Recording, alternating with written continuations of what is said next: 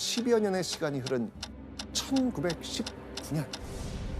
때를 기다리고 있던 이 홍범도에게 다시 한번 일어날 수 있게 되는 계기가 생깁니다. 1919년 과연 무슨 일이 일어났을까요? 바로 3.1운동이 일어났던 겁니다. 3.1운동. 조국의 독립을 간절히 바라는 마음이 전국적으로 터져나온 순간이었습니다.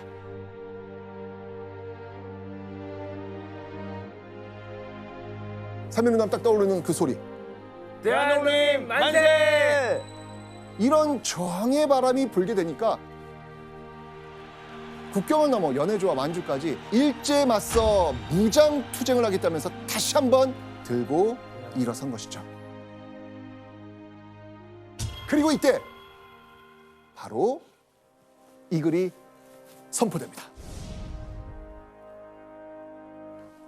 당당한 독립군으로 몸을 포연 탄호 중에 던져 반만년 역사를 광영케 하며 국토를 회복하여 자손 만대에 행복을 주는 것이 우리 독립군의 목적이요 또한 민족을 위하는 본이라. 자, 이게 무슨 말이겠습니까? 총포의 연기와 비오듯 하는 탄알 속에 몸을 던져서 민족과 자손에게 무엇을 주겠다? 행복을 주겠다는 겁니다. 자, 그런데요, 이 글에서 특히 주목할 부분이 있습니다.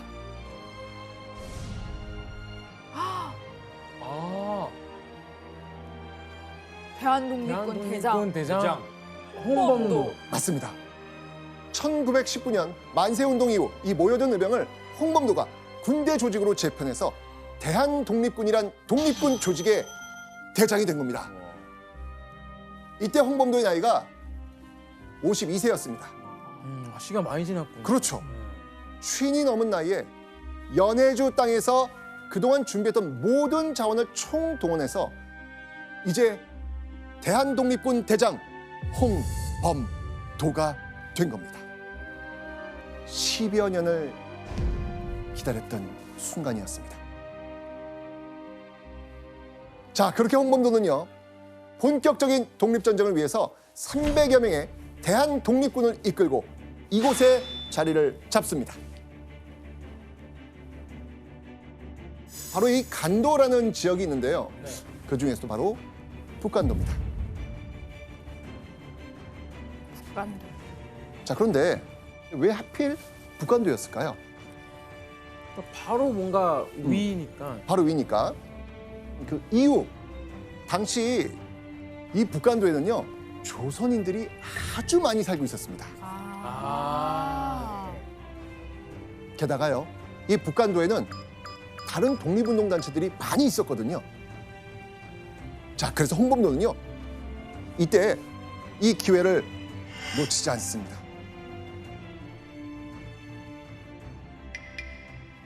홍범도는 바로 통일된 그 하나의 큰 군대를 만들기 위해서 북간도 지역 내 독립운동단체들의 그 연합을 위해 노력했고요. 결국요, 6개 독립운동단체의 주요 간부들과 서로 협력할 것을 약속합니다.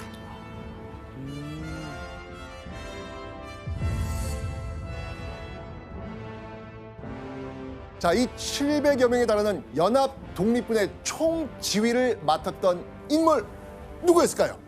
홍범도. 맞습니다. 바로 홍범도였습니다. 마치 이 삿갓을 좀 뒤집어 놓은 모양, 이런 모양 갖고 있거든요. 그래서 일본이나 중국의 눈을 피해서 군대를 모으기 좋은 데다가 외부의 공격을 방어하기 쉬운 정말 최적의 장소였던 것입니다.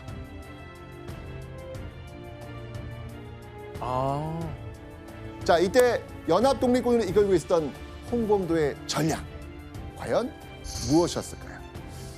홍범도 얘기를 들었으면 그 주 전략 혹시 뭔지 조사가 느낌 오지 않아요? 아까도 나왔듯이 딱 치고 빠지고 치고 빠질 수 있는 게릴라 전투가 아니야. 맞습니다. 자, 봉오동에 모여든 700여 명의 연합 독립군, 이들의 타깃은요, 중국과 조선의 국경을 지키고 있었던 함경북도 지역의 일본군 소대였습니다.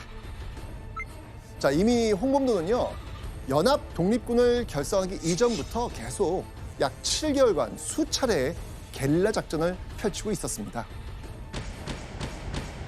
홍범도의 이 전략은 성공했고요. 국경 지역에서의 일본군 피해는 계속됩니다. 자, 그러면 일본군 가만히 있을까요? 아, 약오르죠. 예. 결국 화가 그냥 머리 끝까지 났던 일본군은요. 정말 무시무시한 부대로 이 독립군을 쫓아오게 됩니다. 바로 이 부대. 월강 추격대대. 어떤 뜻일 것 같아요, 월강? 그 보통 이렇게 월담? 어어어어. 담 넘는 거. 맞습니다. 강을 맞습니다. 건너서 추격하는 거예요. 그렇습니다. 맞습니다. 두만강을 건너서 북간도에 있는 우리 독립군을 소탕하겠다라고 하면서 약 300여 명의 일본군 정예 부대를 보낸 겁니다. 자, 그리고 이 일본군 추격 대대는요, 중국의 아무런 사전 통보 없이 그냥 북간도로 넘어옵니다.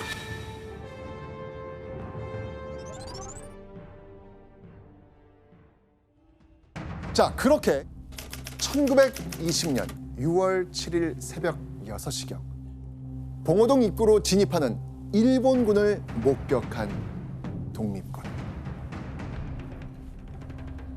자, 일본군을 보자마자요, 탕탕탕 몇 발의 사격을 시도한 뒤 이 독립군들이 불이 나게 도망을 갑니다. 자, 대체 어떻게 된 일일까요? 일본군의 강력한 무력 앞에 막다른 골짜기로 도망가는 줄만 알았던 독립군. 사실은 일본군을 유인하고 있었던 것이죠. 와. 자, 그렇게 일본군이 독립군의 뒤를 쫓아서 이 봉오동 깊은 골짜기 한가운데로 들어선 그 순간, 전군 사격하라! 홍범도가 이끄는 연합 독립군들의 무차별 사격이 시작됩니다.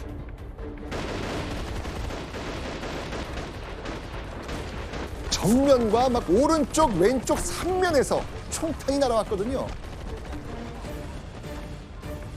일본의 월강 추격대대는요, 그때서야 포위됐다는 사실을 알아차리죠. 그러나 때는 이미 늦었습니다. 자, 이 혼비백산한 일본군은요, 가까스로 정신을 차리고 이 기관총을 앞세워서 대응 사격을 합니다. 그런데 도망치려고 이 발버둥치는 일본군의 노력에도요, 그들은 결코 봉오동을 벗어날 수 없었습니다. 계속해서 사격이 이루어지니까.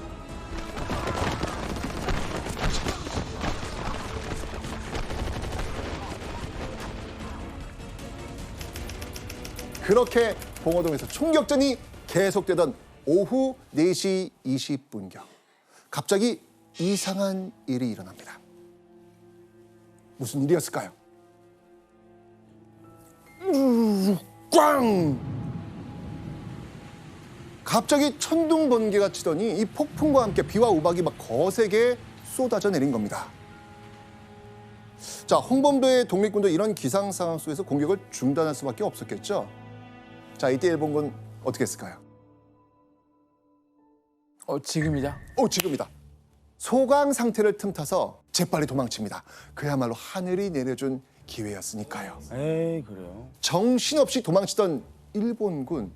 그런데 그들의 눈앞에 상상하지도 못한 한 무리가 나타납니다. 일본군은 이렇게 소리쳤죠. 독립군이다. 독립군이 또 매복해 있다.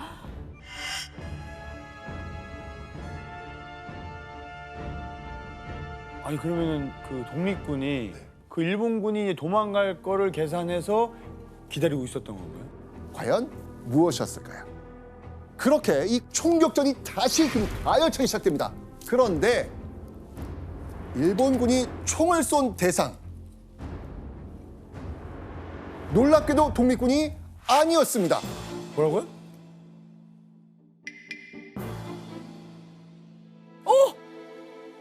일본군? 맞아요. 에? 어떻게 된 거예요? 맞아요. 아니요, 그게 어떻게 되지? 도망가는데 왜 거기가? 자, 당시 두 방향으로 나뉘어서 도망갔던 일본군이 서로 후퇴하다가 마주친 거예요. 뭐야 그러면? 그러다가 상대방을 막 날씨 지금 안 좋고 지금 보이니까. 막 살아야 되니까 지금 상대방을 독립군으로 착각해서 서로를 공격한 겁니다. 북간도의 독립군 그 정도는 뭐 단번에 소탕할 수 있다라고 큰 소리쳤던 이 월강 추격대대가 홍범도의 유인과 매복 전략에 보기 좋게 놀아난 겁니다. 그리고 며칠 후 독립신문에는 이런 기사가 실리죠. 독립군 승첩, 봉오동에서 적을 대파.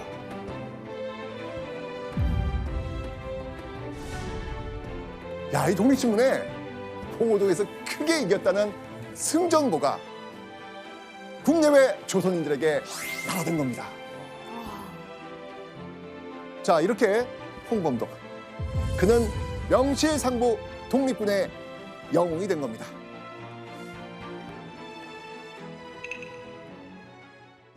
자, 그런데요. 봉오동에서 참담한 패배를 당했던 일본군은요. 4개월 뒤 이 북한도를 아예 초토화시키기 위해서 어마어마한 병력을 이끌고 무서운 기세로 다가옵니다. 드디어 일본군이 제대로 쳐들어온 겁니다. 이때 동원된 일본군의 병력 얼마인지 아세요? 무려 2만여 명. 2만이요? 네. 전쟁하려고 그냥 이렇게 왔구나. 현지 부대 수준이 아니라 중앙 정부 차원에서 작전을 아예 그냥 작정을 한 거죠, 작정을. 맞습니다. 자, 이때 홍범도의 전략 무엇이었을까요? 혹시 이때도 게릴라였을까요? 근데 그 게릴라도 한계가 있는 것 같긴 하거든요. 2만 명은. 홍범도는요 이렇게 말합니다.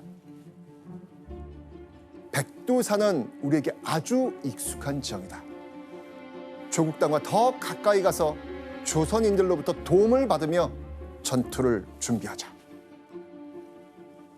자, 일본군을 피해서 독립군의 근거지를 봉오동에서 조선 땅과 좀 더 가까운 백두산으로 옮기자는 거였습니다. 자, 그런데 이때 이 홍범도 부대를 일본군이 아주 바짝 추격합니다. 그렇게 쫓고 쫓기는 일본군과 홍범도의 독립군 부대. 그런데 갑자기 홍범도가 이렇게 외칩니다. 모두 멈춰라.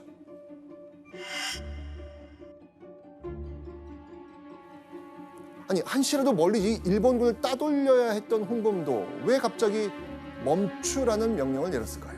갑자기? 왜 멈추죠? 가는 도중에? 자, 백두산으로 향하던 길에 이 야영을 하게 된 이 홍범도는요. 이대로 일본군에게 따라잡혀가지고 억지로 이 전투가 시작된다면 이거는 독립군한테 너무 불리하겠다고 판단한 거예요. 억지로. 자, 그렇게 전열을 가다듬기 위해 홍범도가 멈춰선 이곳. 교과서에서도 너무 잘 나오는 역사적 장소.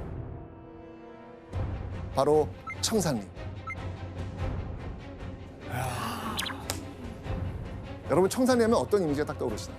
청산리 전투. 네. 그리고 바로 연이어서 나오는 게 김자진 장군. 맞아요. 그렇죠. 네. 김좌진 장군이 딱 나와야죠. 네, 맞습니다.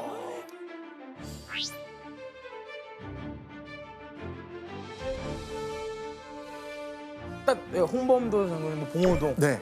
뭐 청산리 하면 김자진. 김자진. 시험 문제, 시험 문제. 네, 이렇게 나오는데. 시험 문제. 네. 자, 그런데요. 놀랍게도요. 이 청산리 전투에서 김좌진과 함께 이 홍범도 역시 활약했습니다. 몰랐어요. 이건 잘 모르시더라고요. 네, 저는 아예 다른 이 파트인 줄 알았어요. 맞아요.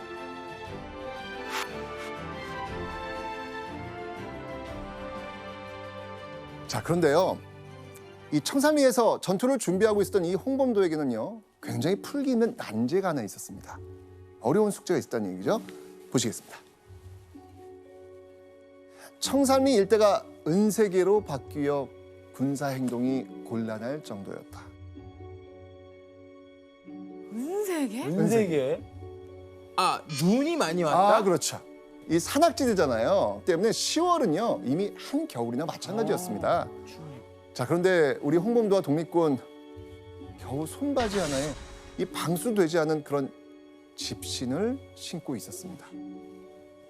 이처럼 말도 안 되는 그런 악조건과 압도적인 병력 차이에도요, 홍범도는요 매복하기 좋은 장소를 찾아 높은 곳으로 향합니다. 산 정상을 향해 간 것이죠. 그렇게 10월 21일 늦은 오후, 아니나 다를까 일본군은요 청산리 일대 여기저기로 밀고 들어옵니다. 그들의 목적은 단단합니다. 바로 산 정상에 있는 홍범도 부대.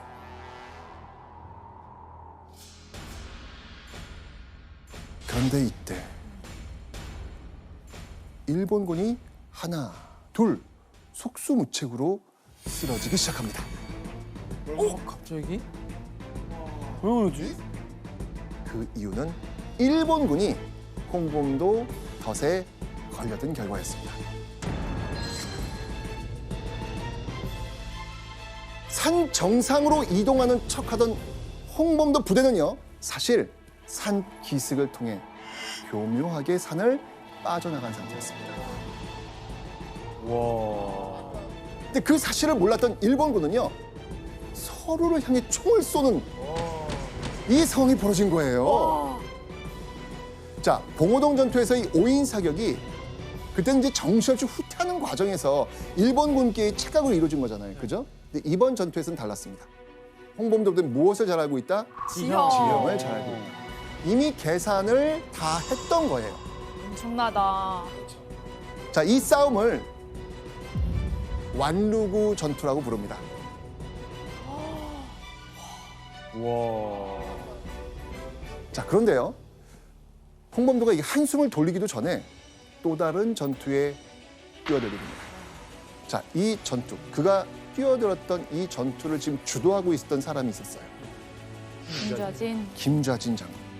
완루구 전투 그 다음 날 또 다른 매복 장소를 찾아 이동하던 이 홍범도 부대가 김좌진 부대와 일본군의 전투를 목격을 한 거예요.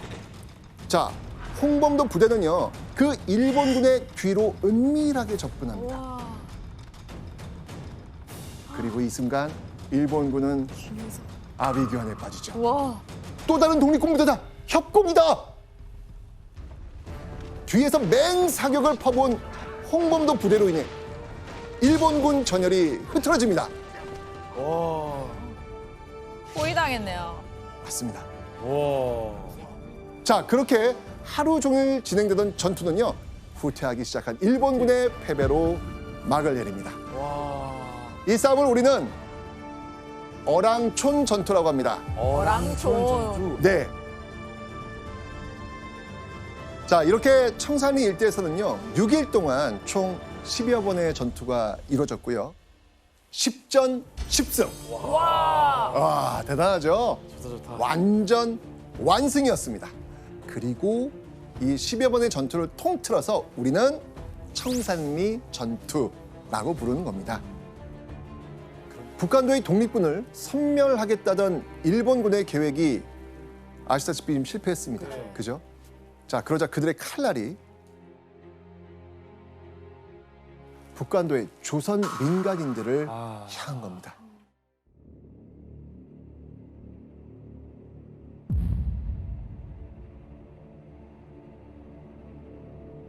일본군은요, 간도의 이 마을을 포위하고 이 습격한 뒤에 모든 남자들을 한 자리에 모아놓고요, 총과 창으로 학살합니다.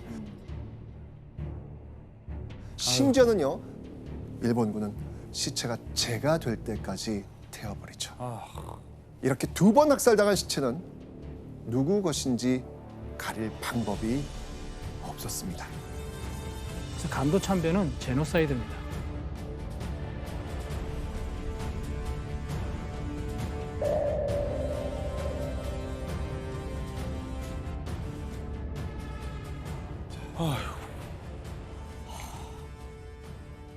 자, 일본군이 초토화시킨 북한도의 소식은요, 홍범도에게도 전해집니다.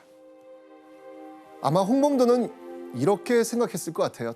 당장이라도 북한도로 달려가서 이 조선인들의 복수를 하자. 그런데 홍범도의 독립군 대원들은 굉장히 지쳐 있었고요. 탄약과 무기는 많이 부족했습니다.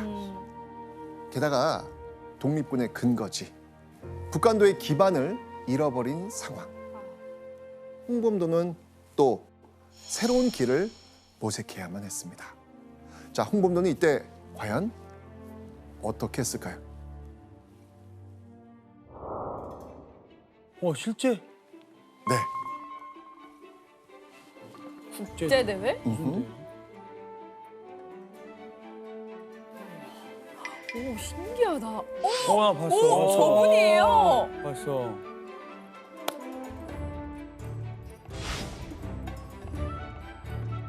자, 실제 모습 보니까 어떠세요? 진짜 인상이 약간 강인하시다. 그렇죠. 네, 딱 이렇게.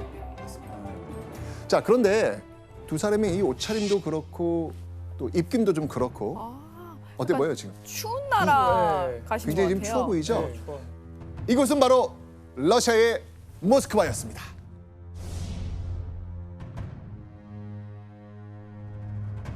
모스크바? 네, 모스크바. 당시 러시아는 내전 중이었습니다.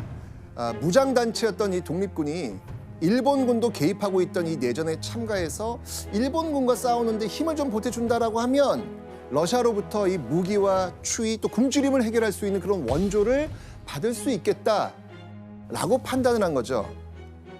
그렇다면 러시아에서 홍범도는 원하는 것을 과연 얻을 수 있었을까? 그게 문제죠. 그죠? 러시아는 홍범도와 독립군을 지원해주지 않습니다. 심지어 이곳에서 독립군들은요 분열이 되었고 흩어지기까지 합니다. 항일 무장 투쟁의 새로운 길을 찾기 위해 온 러시아에서 독립군마저 잃고 만 거죠. 그럼에도 불구하고 홍범도는요 소련이 된 러시아에 남아서 얼마 남지 않은 독립군들과 함께 농업협동조약을 만들어가지고 농사를 지으면서 군 자금을 모읍니다. 항일 무장 투쟁에 대비하겠다는 생각을 놓지 않았던 것이죠. 그런데 이것마저도 홍범도의 뜻대로 되질 않아요. 러시아 관리들이 홍범도를 찾아와가지고 땅을 환수하겠다 이렇게 으름장을 놓은 거예요. 네, 좀 황당했을 것 같은데 교수님 이때 홍범도가 선택했던 방법이 있죠. 예, 그게 이제 소련 공산당의 입당이에요. 그래서 공산당 당원이 되면 좀 더 신분이 보호되고 그러면 내가 동포들도 보호할 수 있지 않을까. 그리고 또 안정된 생활을 하니까 독립투쟁을 좀 준비하는 데 유리하지 않을까. 때문에 입당을 한 게 아닐까. 뭐 그 생각도 해봅니다. 자, 이렇게 홍범도가 러시아에서 지낸 지 16년이 흐릅니다. 어느덧 그의 나이 69세. 그런데 1937년 69의 홍범도에게 갑자기 청천벽력 같은 소식이 들려옵니다. 고려인들은 모두 짐을 싸서 기차에 탑승하시오.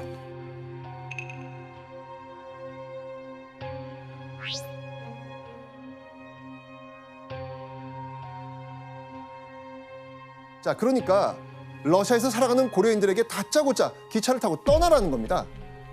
러시아의 한인 동포들이 강제로 이주당해했던 그 이유, 그 이유는 바로 일본 사람들과 닮았다는 거예요. 아, 일본 사람들이랑? 네, 왜요? 그 이유는 조선인 중에서 혹시 일본의 첩자가 있을 수 있겠다. 그런 이유로 러시아에서 아주 먼 곳으로 그냥 강제로 보내버렸던 겁니다. 어디로 가는지도 모르는 그 기차에 타야 했던 고려인들은 모두 17만여 명. 17만? 17만여 명. 그런데 그 가운데 누구도 있었을까요? 홍범도. 홍범도도 있었던 것입니다. 자, 그렇게 블라디보스토크에서 출발한 기차는요 무려 40여일을 달려 이곳에 도착합니다. 그 우리 아. 처음에 나온 카자흐스탄. 카자흐스탄. 맞습니다. 아. 우리가 처음에 만났던 바로 그 카자흐스탄.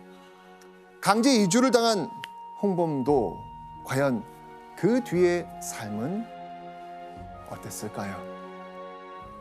6년 후 어느 날 카자흐스탄 고려인 신문에 홍범도의 소식이 실립니다. 이렇게 말이죠. 홍범도 동무를 곡하노라. 홍범도 동무는 여러 달 동안 숙환으로 집에서 신음하시다가 그만 1943년 세상을 떠나셨다.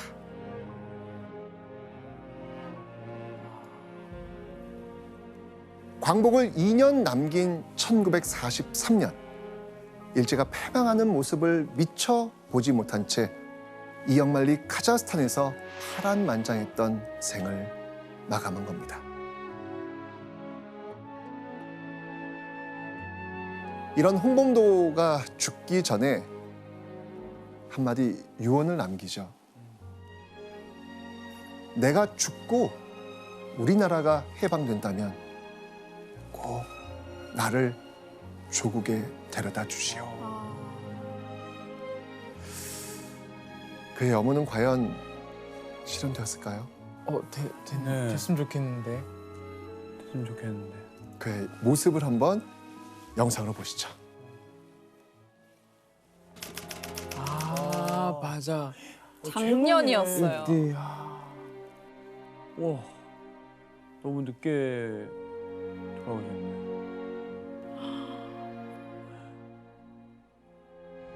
조국의 독립을 위해 평생을 헌신하신 와, 홍범도 장군님의 우리 교훈을 공군이 오 소름. 영광입니다. 소유했습니다. 소름. 와, 소름 되게 돋았어. 소름 돋는다. 오.